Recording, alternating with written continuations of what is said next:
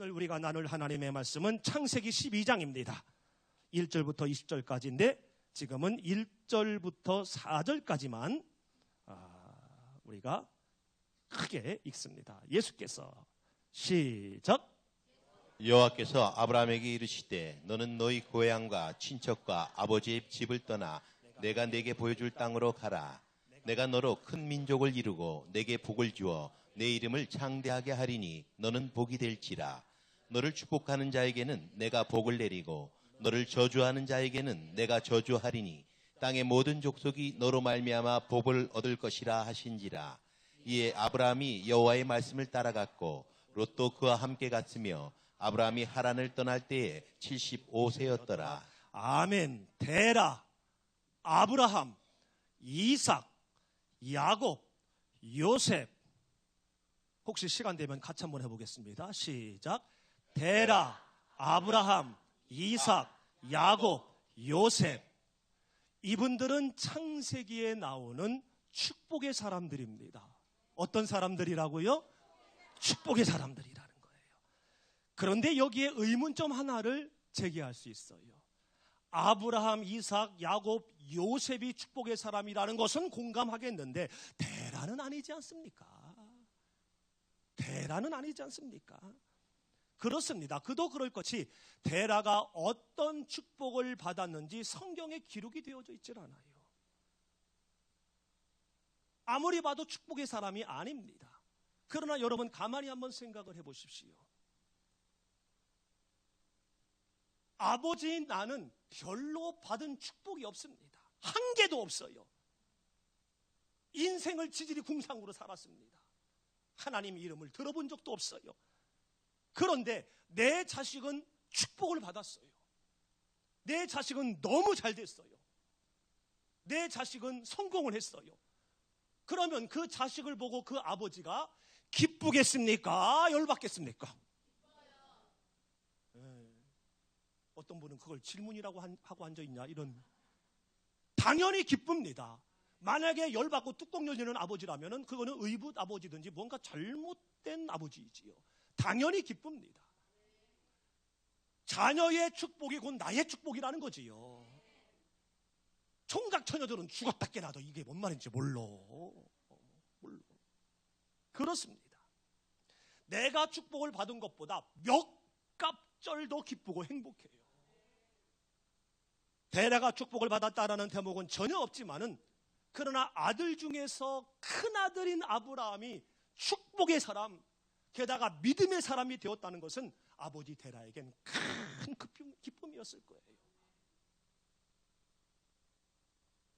아들뿐만 아니라 손자 계속 자자 대대손손 축복의 사람이 되었다는 것이 이 데라에게는 얼마나 큰 기쁨이 되었겠습니까? 윗대로는 어쩔 수 없었지만은 아랫대로 모두 믿음의 유산을 물려받았으니 이 데라가 얼마나 나는 복된 사람이라고 자부했겠냐라는 거예요. 심지어 아들이 이렇게 믿음의 사람, 축복의 사람이 되는 데에 애비로서 한 게 하나도 없어요. 특별히 영적으로 한 게 하나도 없어요.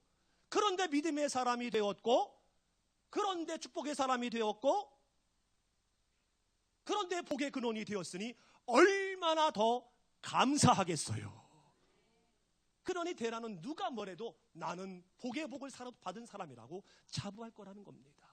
여러분, 내가 복받은 사람이라고 생각하고 믿으면 그게 복받은 사람입니다. 제 아무리 옆에 사람이 저 사람은 정말 축복받은 사람이라고 제 아무리 입을 모아도 나는 저주받은 사람이야 라고 생각하면 그 사람은 저주받은 사람이요. 내가 복을 받은 사람이냐 아니냐 어떻게 생각하느냐가 중요한 거지요.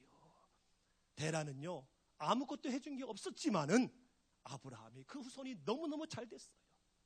그러므로 데라도 축복의 사람이라고 말해도 실언은 아니라는 것이지요. 데라는 뭐 하는 사람입니까? 여호수아 24장 2절에서는 이렇게 얘기를 합니다. 시작. 너희의 조상들 곧 아브라함의 아버지 나홀의 아버지 데라가 강 저쪽에 거주하여 뭐 하는 사람이래요? 뭐 했어요? 다른 신을 섬겼다. 다른 신, 하나님을 믿지 않았다라는 겁니다. 우리가 아는 것처럼 다른 신을 섬길 뿐만 아니라 다른 신들을 조각하는 그러한 직업을 갖고 있는 사람이에요. 그러므로 다른 신을 섬기는 것뿐만 아니라 다른 신을 섬기라고 부추기는 사람이에요. 그래야 자기가 먹고 사는 데에 좀 이로우니까. 주님의 영광교회로 가라고 전도를 해야 되는데 신천지 가라고 전도하는 거와 똑같은 거요. 이렇게 우상을 섬기는 아버지 밑에서 믿음의 조상이 복의 근원인 아브라함이 나왔다라는 거예요. 정말로 이해할 수 없는 일입니다. 꼭 맞는 것은 아니지만 대체적으로 믿음의 유산은 믿음이 있는 부모님으로부터 부여됩니다. 그래서 하나님의 축복도 부모님으로부터 시작돼요. 여러분 혹시 윗대로부터 믿음의 유산을 받지 못했다면요, 아랫대로는 철저히 믿음의 유산을 물려주시기를 바랍니다. 하나님의 축복을 받아야 세상의 축복에 연연하지 않지, 하나님의 축복을 받지 못하면 세상의 축복을 쫓아가게 되어져 있는 거예요. 누구 책임입니까? 내 자녀가 세상적으로 사는 거 누구 책임이에요? 내 책임이에요. 그러므로 우리 부모님들은 정신 똑바로 차리고 신앙생활을 해요. 데라는요, 한게 없었습니다. 믿음의 유산은커녕 매일 아들에게 우상 섬기는 일만 보여줬어요. 그런데도 그 밑에서 믿음의 사람, 축복의 사람이 남았어요. 정말 놀라운 일입니다. 불가능한 일이에요. 여기에는요, 두 가지 이유가 있습니다. 먼저는 전적인 하나님의 은혜입니다. 여기에 무슨 말이 더 필요하겠어요? 한번 볼까요? 1절에서 3절 시작. 여호와께서 아브라함에게 이르시되 너는 너희 고향과 친척과 아버지의 집을 떠나 내가 내게 보여줄 땅으로 가라. 내가 너로 큰 민족을 이루고 내게 복을 주어 내 이름을 창대하게 하리니 너는 복이 될지라.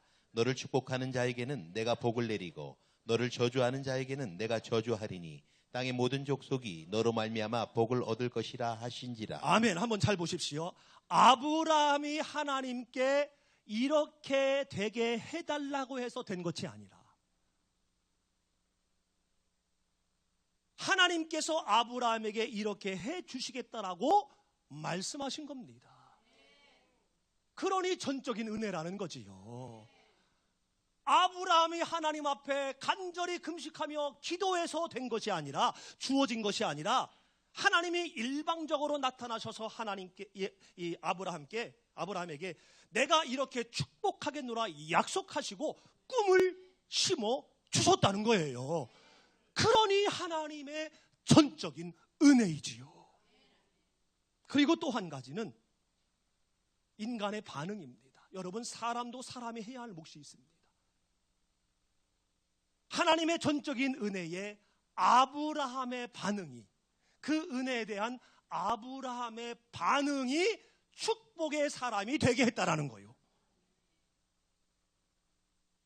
하나님의 전적인 은혜에 아브라함의 반응이 축복의 사람이 되게 했다라는 거예요.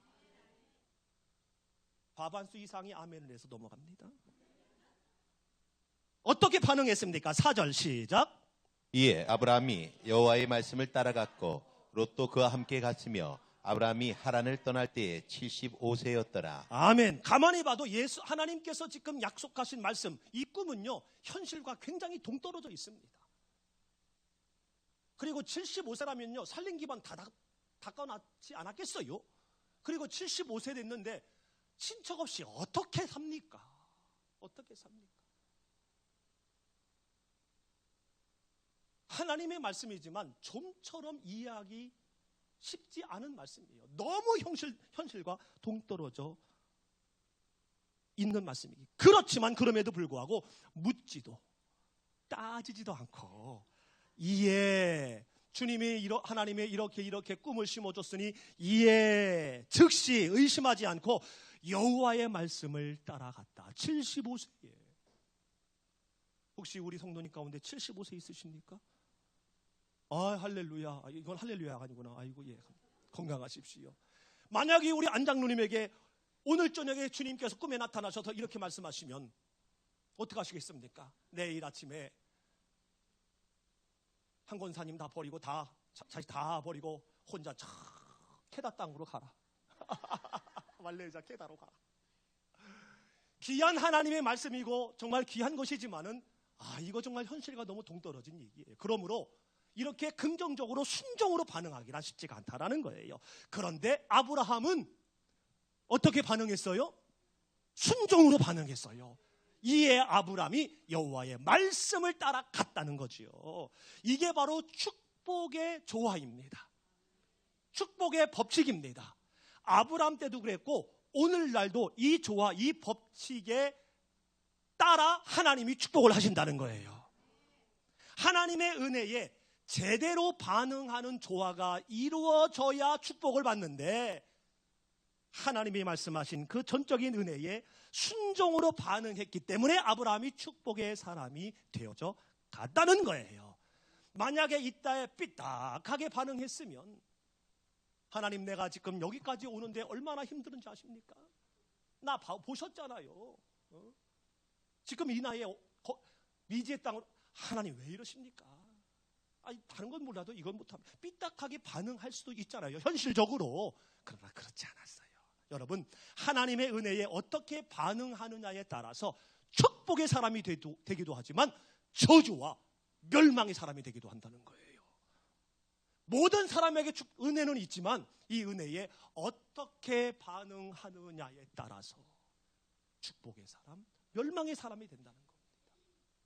그러므로 축복의 사람, 멸망의 사람은 누구에 의해서 결정됩니까? 나에 의해서. 누구에 의해서?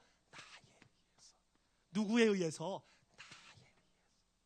누구에 의해서? 나에 의해서.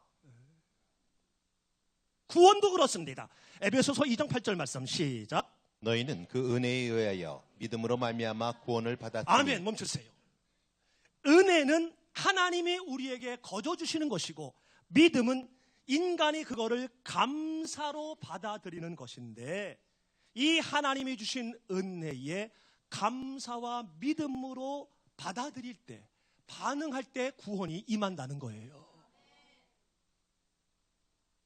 감사로 믿음으로 받아들이지 않으면 아무 소용이 없다라는 거예요. 선물이지만 안 받으면 아무 소용이 없는 거예요. 여러분 하나님이 주신 은혜가 얼마나 많습니까? 온 천지에 가득해요. 애들 말로 세상 빽깔이에요. 우리가 어떻게 숨을 쉽니까? 산소가 있으니까 숨을 쉬는 거 아니겠어요? 산소, 햇빛, 구름, 산, 들, 바다. 아멘을 언제 하려나? 얼마나 큰 은혜입니까? 바닷속에 있는 수많은 고기들 다 하나님의 은혜입니다. 일반적인 은혜이지요. 모든 사람에게 주어진 은혜이고요. 특별한 은혜가 있습니다. 그게 바로 뭐죠? 예수님을 보내주신 거예요. 영원히 죽을 수밖에 없는 우리를 살리시려고 예수님을 보내주신 거예요. 하나님 공기를 주시고 햇빛을 주시고 바다를 주시고 물고기를 주시고 내가 어떤 상황에서라도 지옥은 못 갑니다. 그러니까 꼭 예수님 보내주셔서 나를 하나님 자녀 삼아주셔 천국에서 영원히 살게 해주십시오. 기도해서 된 게 아니라는 거요. 우리가 기도해서 햇빛이 생기고 바다가 생긴 게 아니고 우리가 기도해서 예수님이 이 땅에 오신 것이 아니고 하나님이 우리를 사랑하셔서 그냥 주신 거라는 거죠.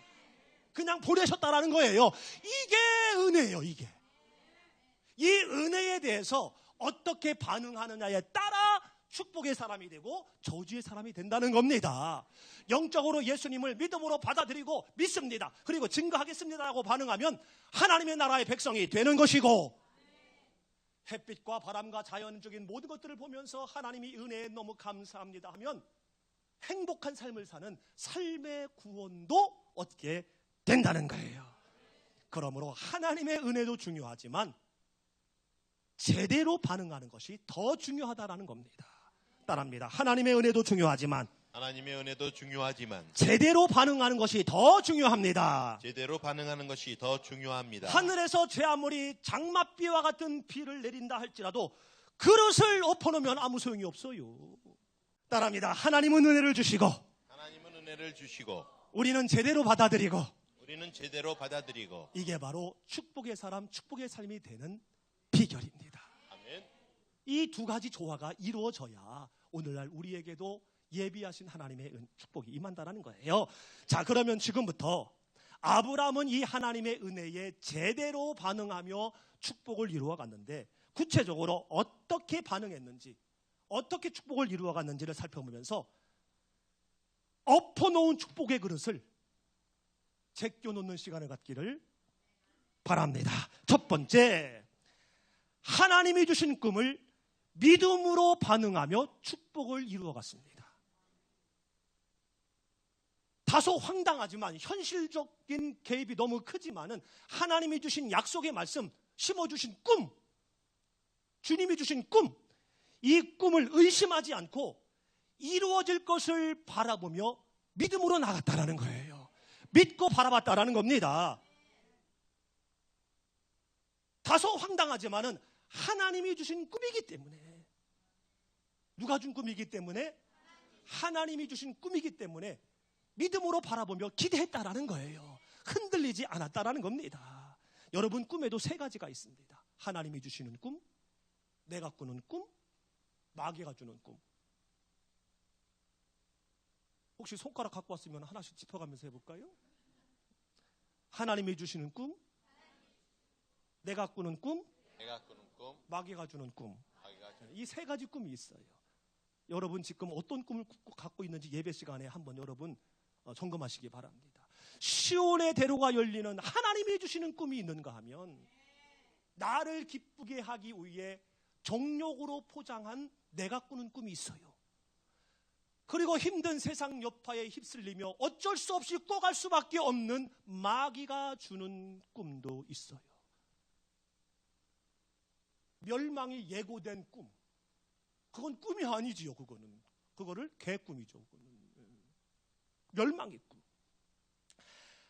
아브라함이 품은 꿈은요, 하나님이 주신 약속의 꿈입니다. 이 꿈을 믿고 이루어지기를 바라며 나갔다라는 거예요. 현실적으로 다소 황당하고 개입이 크지만 이루어질 것을 믿고, 누가 주신 꿈이니까, 누가 하신 말씀이니까, 하나님은요, 하나님이 기뻐하시는 꿈을 꾸고 그것을 바라보는 자에게 그 꿈이 이루어지게 하십니다. 빌립보서 2장 13절 말씀 보니까, 시작. 너희 안에서 행하시는 이는 하나님이시니 자기의 기쁘신 뜻을 위하여 너희에게 소원을 두고 행하게 하시나니. 아멘. 하나님은 어떤 일을 행하실 때에 밑도 끝도 없이 그냥 확 행하시는 것이 아니라 소원을 두고 행하신다는 거예요. 소원을 두고 행하신다는 거예요. 이 말은 바로 뭐냐면, 하나님이 기뻐하시는 꿈을 꾸고, 내가 꾸는 꿈, 마귀가 주는 꿈 말고 하나님이 기뻐하시는 그 꿈을 꾸고 그것이 이루어지기를 소원하는 사람의 일을 행하신다는 거예요. 같은 꿈이지만 하나님이 주시는 꿈, 하나님이 기뻐하시는 그 꿈을 품고 그것이 이루어지기를 소원할 때, 바랄 때에 그 꿈을 이루게 하신다는 겁니다. 그러므로 이루기 위해서는 바라기부터 해야 돼요. 이루기 위해서는 꿈을 먼저 가져야 돼요.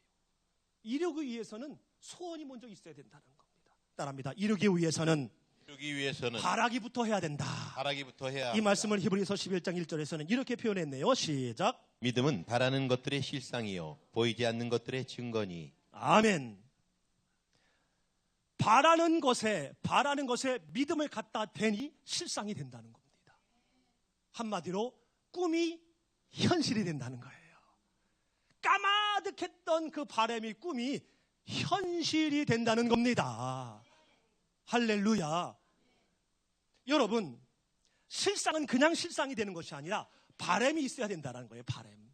바람이나 꿈이 없으면은요, 믿을 대상이 없기 때문에 실상으로 다가올 게 없다는 거예요. 그러므로 우리의 삶의 기초가 되는 꿈, 바른 꿈, 바람이 있어야 된다라는 것이지요. 건물도 디립다 짓는 것이 아니잖아요. 설계를 하고 짓지 않습니까?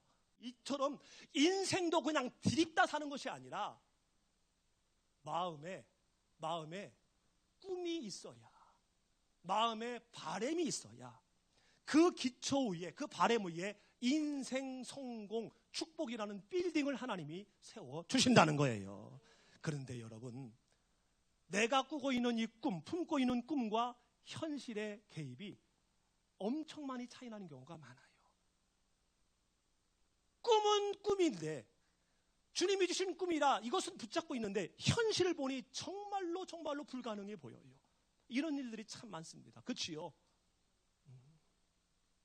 그래서 막막합니다. 꿈은 있는데 막막해요. 현실의 어려움이 꿈을 잡아먹는다는 거예요. 그래서 하나님이 주신 꿈임에도 불구하고 그 꿈이 사라져요. 잊어버려요.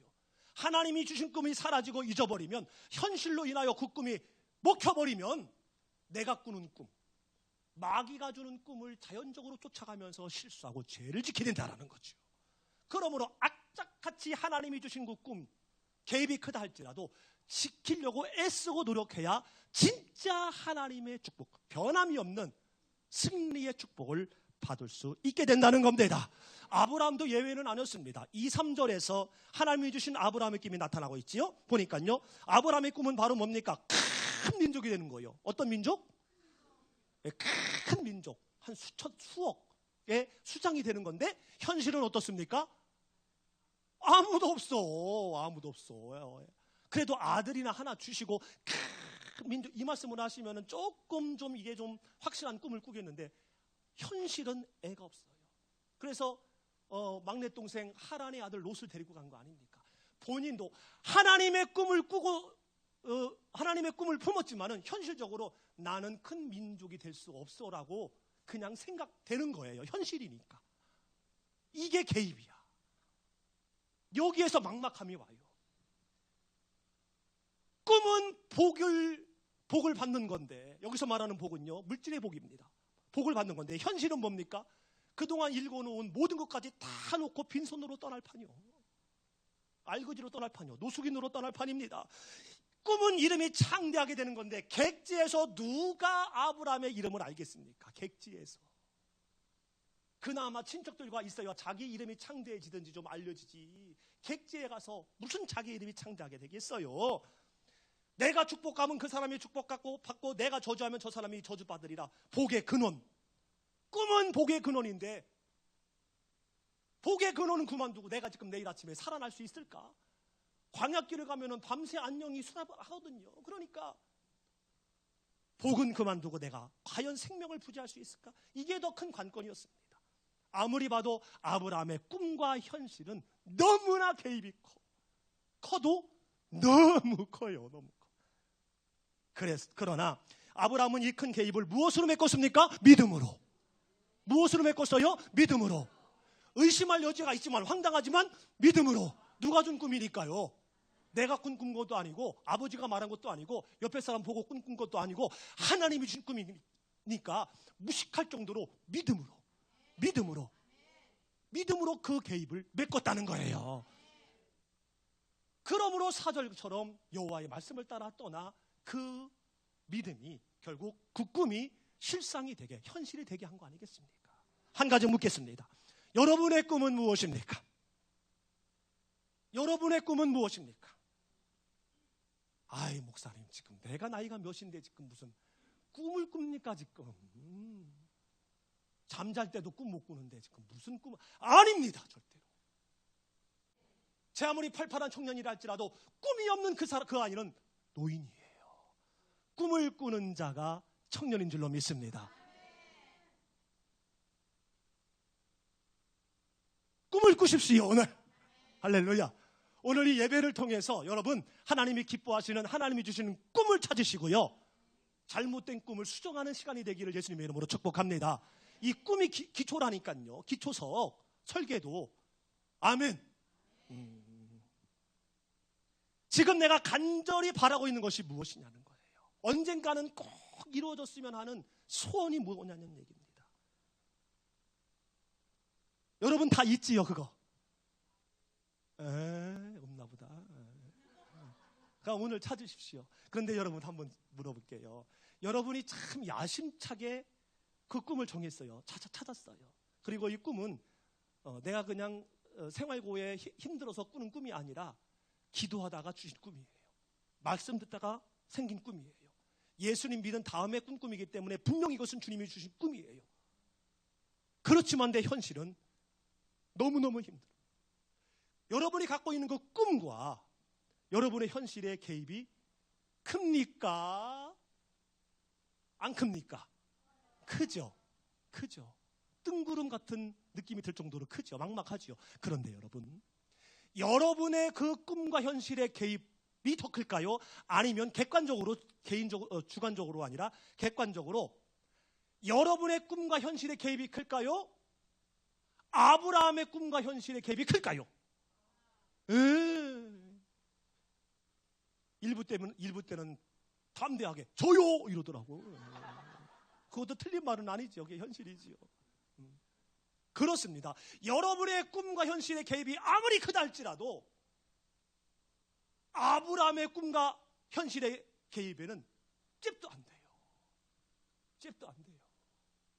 자식이나 하나 죽고 나서 큰 민족을 말씀하셔야지. 내가 내 나이도 그렇지만은 내 아내나 나도 애를 낳은 적이 없는데 무슨 큰 민족.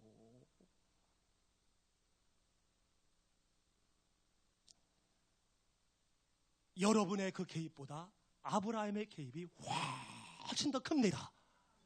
그렇다면 정답 나왔어요. 뭐냐? 그렇게 개입이 큰 아브라함의 꿈도 이루어졌다면 나의 꿈이 이루어지는 것은 아무것도 아니라는 거예요. 나의 꿈이 이루어지는 건 일도 아니라는 겁니다. 따라합니다. 나의 꿈이 이루어지는 것은 일도 아니다. 일도 아니다. 성경과 비해서 한 고백이니까 이건 사실이지 않습니까, 여러분? 아멘. 여러분, 이 사실을 여러분 마음에 꼭 담아두세요. 여러분이 꾸신 그 꿈에 현실의 개입으로 말미암아 막막해질 때에 아브라함의 그 개입도 메꿔졌는데 나의 개입은 이건 일도 아니다. 여러분, 이 믿음을 가지시고 절대로 꿈이 변하지 않도록, 바른 꿈을 가질 수 있도록, 변질되지 않도록 믿음으로 반응하시기를 예수님의 이름으로 축복합니다. 어렸을 때부터 난시로 자란 한 집사님이 계셨대요. 오늘 목사님 설교를 듣다 보니까 이런 예가 있더라고요. 미정원을 하시는 분인데 어렸을 때부터 난시였기 때문에 늘 두꺼운 안경을 쓰고 다니면서 생활하는데 보통 어려운 게 아니었어요. 그래서 아침에 일어나면은 안경부터 걸치고 생활을 해야 돼. 이게 없으면 안 돼. 아무것도 못해. 아무것도 못해. 그래서 그 집사님은요, 보름달을 본 적이 한 번도 없대. 맨눈으로 보면은 보름달이 찌그러져 있어. 보름달이 찌그러진 게 아니라 그분의 눈이 찌그러진 거죠. 그런데 어느 날 예배를 드리다가 맹인을 고치신 예수님에 대한 설교를 듣다가 꿈이 생긴 거예요. 도전의식이 생긴 거예요. 앞을 못 보는 맹인도 고치신 예수님. 내가 믿는 예수님은 앞을 못 보는 맹인도 고치신 예수님인데 나는 그래도 보기는 하잖아. 지금 보기는 하잖아. 그렇다면 맹인을 고치신 예수님이 내 난시를 고치는 건 일도 아니겠네. 이 꿈이 생긴 거예요. 그리고 이것을 바라본 거예요. 그러면서 반응을 합니다. 어떻게 반응을 합니까? 첫 손님을 감사로 드리기로 작정한 거예요. 파마 손님이 오면은 파마 드리고, 카트 손님 오면은 카트 드리고, 머리 피는 손님 오면은 머리 핀 거 드리고, 첫 수입을 그냥 드린 거예요. 드리고. 감사를 한 거야. 파마 감사, 볶음 감사, 감사를 드린 거예요. 그러던 어느 날 아침에 일찍 일어나서 이제 이 일 저 일 하고 애들 학교 보내고 뒤늦은 한 11시 정도에 이불을 결라고 이불을 이렇게 들쳐기는데 이불에서 안경이 툭 떨어지는 거예요. 이게 왜 여기 있지? 왜요? 이분은 일어나자마자 안경을 걸쳐야 생활을 하는데 이불에서 안경이 뚝 떨어지는 거예요. 그래서 야, 이상하다 하고 밖길을 나가봤대요. 나가봤는데 안경 안 쓰고 지나가는 버스 번호판을 처음 봤대요.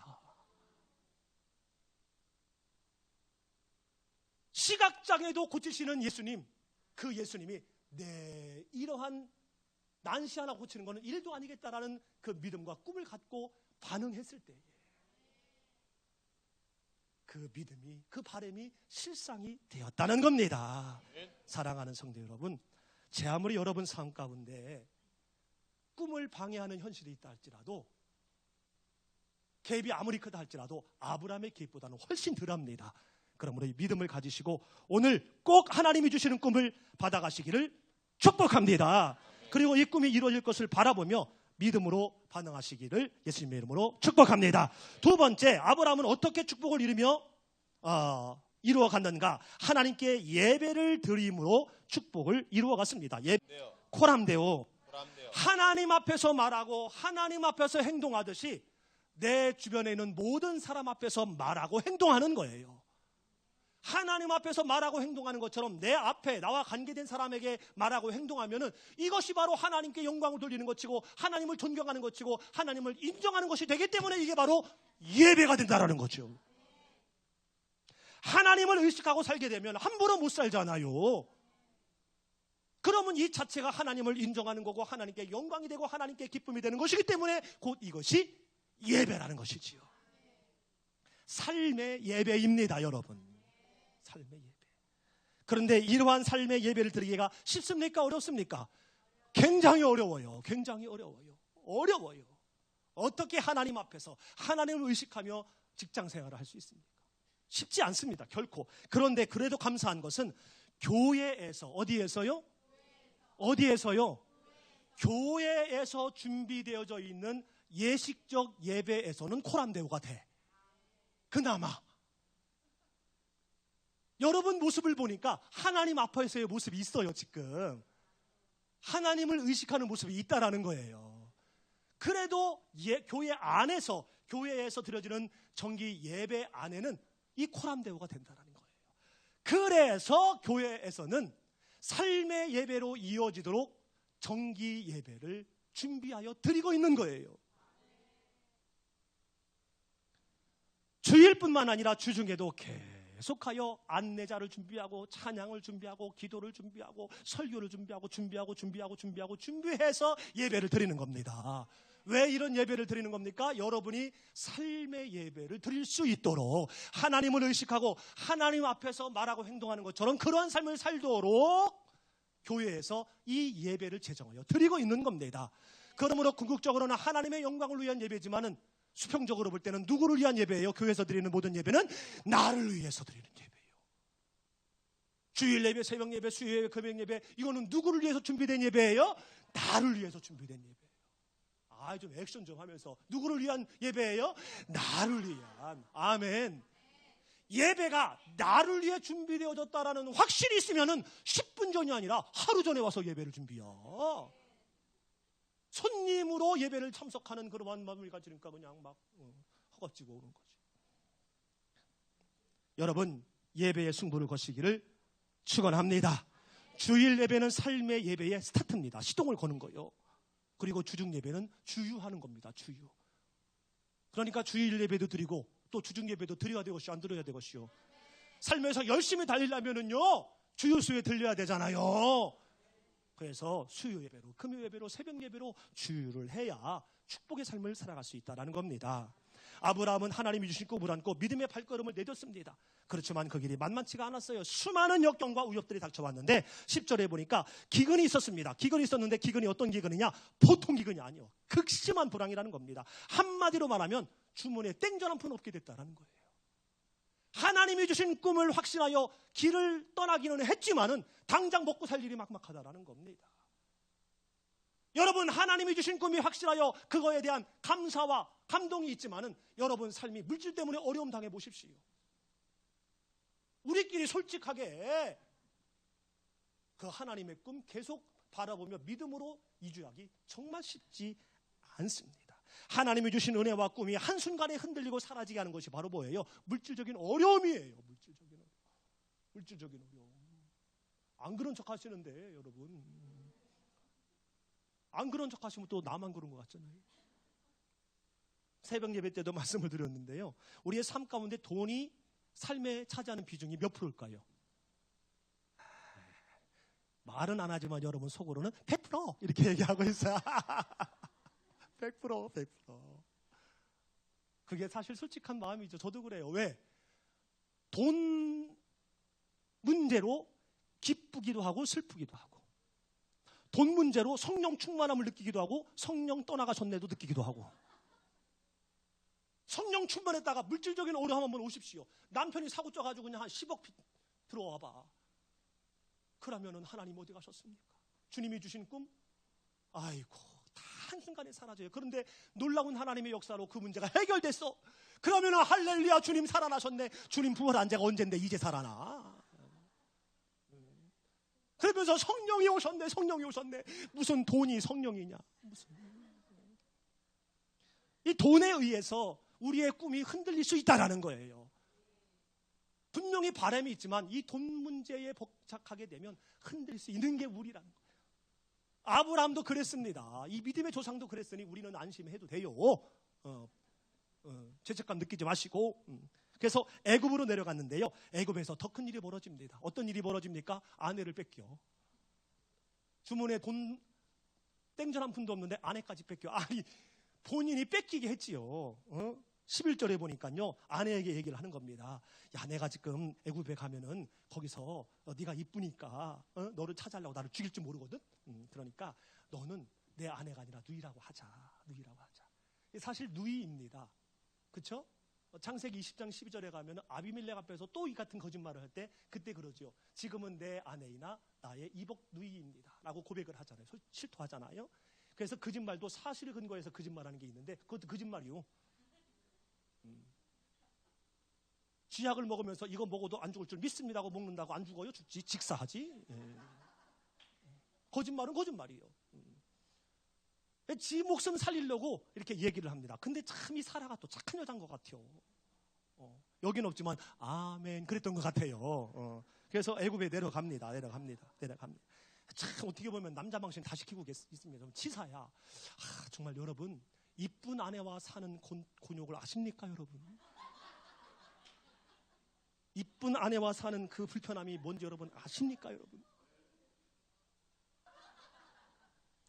몇 분이 알아차리고 삐죽거리시는데 냅둬요. 착각은 북한에서도 자율이야. 아니, 제 눈에 제 아내만 이뻐 보이면 되지. 제 눈에 다른 여자가 이뻐 보이면 그거 큰일 나. 딴짓거리 하는겨. 그러다가 목표들 하면 뭐 사인이나 뭐 이것이 싫어하나 뭐 맨 그 얘기더라고. 맨 그 얘기야. 맨 그 얘기. 예?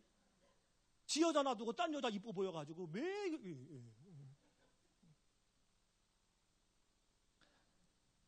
하여튼 14절에 보니까 이제 애굽에 왔는데요. 정말 이뻤나 봐요. 와, 천국에 가면 한번 물어보고 싶어. 이제 모습은 없으니까 영광형처럼 변해서 아니 사라님 그때 얼마나 이쁘시오? 좀 구체적으로 설명 한번 여쭤보고 싶어요. 애굽 사람들이 그냥 한눈에 본 거예요. 하여튼 애굽 사람들이 놀란 거예요. 그래서 바로의 고관들에게 아뢰입니다. 그러니 바로도 남자인데 가만히 있겠어요. 데리고 와. 그래서 궁으로 이끌어갑니다. 이미 아내를 만든 거죠. 뒤에 말씀해 보면. 그러면서 아브람 오빠인 아브람에게 후대를 하지. 양과 소와 노비와 암수 나귀와 낙타를 얻습니다. 땡전 한 푼 없었는데 돈이 막 술술 들어오는겨. 거짓말 했는데 죄를 지었는데도 돈이 술술 들어와. 와, 이게 웬일입니까? 웬일입니까? 결국 17절에 가니까 이게 그 하나님의 재앙으로 뽀록이 났어요. 그래서 19절에 이 바로가 화가 났습니다. 시작. 내가 어찌 그를 누이라 하여 내가 그를 데려다가 아내를 삼게 하였느냐. 그만 멈추세요. 화가 났습니다. 네가 어찌하여 그를 누이라 하여 그 누이라고 속여서 내가 그를 데려다가 아내를 삼게 하여 내가 이 재앙을 받게 하냐 이놈아. 그러면서 다음에 이어지는 말씀은 내가 너에게 준 모든 재산 내가 다 몰수하고 너는 임금을 등별했으니 너를 엄격하게 처벌해라리라. 이렇게 말을 해야 다음 구절이 맞는 건데 일반적으로 볼 때는 그렇지 않습니다. 내 아내가 여기 있으니 이제 데려가라. 도무지 이해가 안 돼. 권세 있는 임금인데 나그네한테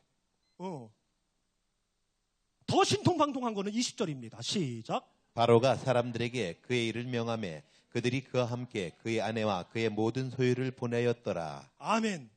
아내의 몸값으로 받았던 물수 당할 줄 알았던 그 모든 것들이 그대로 보존되는 거예요.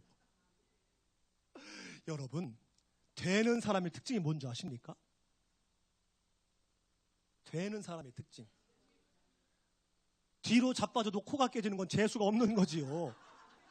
안 깨진다고? 안 깨지는 것은 안 돼요. 뒤로 잡아줘도 코 성형이 돼야 그게 되는 사람이지. 되는 사람은요, 자빠져도 돈 주워가지고 일어나. 자빠져도 자빠져도 그냥 일어나는 게 아니라 돈 주워 갖고 일어난다니까요. 자빠졌어? 근데 땅에서 신사임당 할머니가 안녕하세요 하고 인사하고 있어.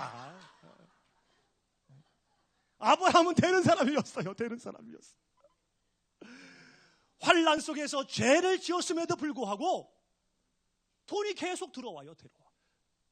그리고 가족도 회복되었어요. 가정도. 가정도 회복되었어요. 어떻게 이 아브라함이 이렇게 되는 사람, 죄를 짓고 환난 가운데 있음에도 불구하고 어떻게 이러한 물질적인 축복, 가정이 회복되는 역사를 경험하게 됐을까? 7절, 8절이에요. 7절에서 9절 시작. 7절에서 9절 시작. 여호와께서 아브라함에게 나타나 이르시되 내가 이 땅을 내 자손에게 주리라 하신지라. 자기에게 나타나신 여호와께 그가 그곳에서 제단을 쌓고 거기서 베델 동쪽 산으로 옮겨 장막을 치니 서쪽은 베델이요 동쪽은 아이라. 그가 그곳에서 여호와께 제단을 쌓고 여호와의 이름을 부르더니. 아멘. 제단을 쌓고 제단을 쌓고. 그리고 롯과 헤어진 다음에 13장 18절에도 이렇게 말씀합니다. 시작. 이에 아브라함이 장막을 옮겨 헤브론에 있는 마므레 상수리 수풀에 이르러 거주하며 거기서 여호와를 위하여 제단을 쌓았더라. 아멘. 거기서 제단을 쌓았더라. 자기에게 나타나시는 여호와께 제단을 쌓고 여호와의 이름을 부르며 제단을 쌓고 또 여호와를 위하여 제단을 쌓고 제단을 쌓고 제단을 쌓고 제단을 쌓고 제단을 쌓고. 이 제단을 쌓았다는 것이 뭘까요? 눈치는 빠끔이요. 제단을 쌓았다라는 것은 예배를 드렸다는 거예요. 하나님을 인정하는 행위를 했다라는 거예요. 가는 곳곳마다 정기 예배를 드렸다라는 거예요. 어디를 떠나기 전에 예배를 드렸다라는 거예요. 기근을 만나고 인면수심의 죄를 지었음에도 불구하고 물질의 축복, 가정이 회복되는 복을 얻게 된 그 원인이 뭐냐? 그 비결이 뭐냐? 바로 예배에 있었다는 거예요. 예배는 뭡니까? 하나님을 인정하는 거잖아요. 하나님을 존중하는 거잖아요. 하나님께 영광이 되게 하고 하나님을 기쁘시게 하는 것이 예배라고 했잖아요. 나의 모습을 통해서 하나님이 드러나게 하는 게 예배잖아요. 그러니 가장 삶에 필요한 물질을 주시고 가정이 깨지면 안 되니까 가장 기본적인 사회 기본 단어인 가정의 회복을 허락하신다라는 겁니다. 사랑하는 성도 여러분, 축복의 사람이 되고 싶습니까? 아브라함처럼 물질의 축복, 가정의 회복을 얻기를 원합니까? 그렇다면은요, 삶의 예배는 일단 뒤로 물러놓고 교회에서 제정되어오는 성전 예배의 진정과 신령으로 드리시기를 축복합니다. 영원히 죽을 수밖에 없는 우리가 부활하신 예수님으로 말미암아 영원히 살게 되었음을 감사하며 영광 돌리는 주일 예배, 안식일과 같은 주일 예배, 이 주일 예배를 필수해서 성령 충만한 금요 예배, 말씀으로 무장하는 수 예배, 그리고 매일을 하나님 앞에 맡기며 시작하는 새벽 예배, 이 모든 예배에 여러분 적극적으로 누구를 위해 준비된 예배예요? 나를 위해서 준비된 예배니까 적극적으로 침노하는 자의 자세로 참여하심으로 말미암아 모든 예배를 통해서 물질의 축복, 가정의 회복을 보장받기를 축복합니다. 오늘도 예배 드렸다. 무슨 예배를 일수 찍듯이 하지 말고 오늘 찬양을 통해서 대표기도를 통해서, 대표기도는 설교의 서막입니다. 대표기도를 은혜롭게 잘 들어야 돼요. 대표기도를 통해서 또 이 목사님의 말씀을 통해서 어떤 깨달음과 결단을 주실 건가, 이 기대하는 마음으로 예배를 드릴 때에 하나님이 주신 꿈을 설교를 들으며 찾게 되어지고 잘못된 꿈을 수정하게 되어지는 은혜를 받게 된다는 거예요. 이게 은혜이고 축복이라는 겁니다, 여러분. 가만히 넉넉히 있다가 몸만 여기다 앉혀놓고 생각은 밖에 나가서 돌아다니. 세일은 시작을 한 건가? 그때 그 색깔을 사는 게 아니었어. 그 옆에 내가 그거를 권해가지고 내가 미쳤지. 홈쇼핑 그거는 언제 오나? 아이고, 개또는 들어왔나 모르겠네. 오늘 예배 끝나고 무슨 핑계로 목장 모임을 도망갈까? 앉아서 이 쓸데없는 생각만 하고 있다가 기도하시겠습니다. 그러면 옳거니 예배 끝났구나. 그래서 또 집에 가서 물어봅니다. 여보. 오늘 목사가 뭔 얘기했어? 집에 가가지고는 목사님이라고도 아니요. 여보, 여보, 오늘 목사가 뭔 얘기했어? 다 좋은 얘기요. 다 좋은 얘기요. 여러분, 이런 성전 예배로는요, 삶의 예배로 이어져서 물질의 축복, 가정의 회복을 이룰 수 없습니다. 모든 예배가 마지막 예배라는 자세로 최선을 다해 드리십시오. 그럴 때에 이 성전 예배를 통하여 집에서나 직장에서나 어디에서 무엇을 하든지 예배 드리는 생활을 하게 됨으로 말미암아 물질의 축복을 받게 되고 가정이 회복되는 역사가 일어나게 될 줄로 믿습니다. 세 번째와 네 번째는 금요일 날 할 거예요. 예물을 드림으로 축복을 이어갔거든요. 말라기 3장 10절에 있는 축복이 약속된 11조를 철저히 드림으로 이 축복을 계속 이루어갔어요. 그리고 천사를 대접함과 뿐만 아니라 롯의 다른 사람의 천사의 역할을 하면서 그 축복을 계속 이루어갔거든요. 오늘은 여기까지만 하고 이거는 금요일 날 예약하겠습니다. 말씀의 결론을 맺습니다. 사랑하는 주님의 영광 식구들이요, 아브라함과 같은 축복의 사람이 되기를 원합니까? 그렇다면 내 꿈이 아니라, 세상이 주는 꿈이 아니라 하나님이 기뻐하시는 꿈을 찾으시기를 바랍니다. 하나님께 영광이 되는 하나님이 주신 꿈을 유지하시기를 바랍니다. 그리고 그 꿈이 반드시 이루어질 거라는 것을 믿고 의심하지 말고 기다리세요. 개입이 아무리 크다 할지라도 아브라함의 개입보다 작습니다. 모세가 애굽 이끌고 나오는 그 개입보다 훨씬 더 나아요. 이루어집니다. 뿐만 아니라 여러분의 삶 자체가 예배가 되도록 이 성전 예배에 전심을 다하시기를 바랍니다. 그럴 때 여러분이 삶의 예배로 이어져서 가정이 회복되고 물질이 채워지는 역사가 일어나게 될 줄 믿습니다.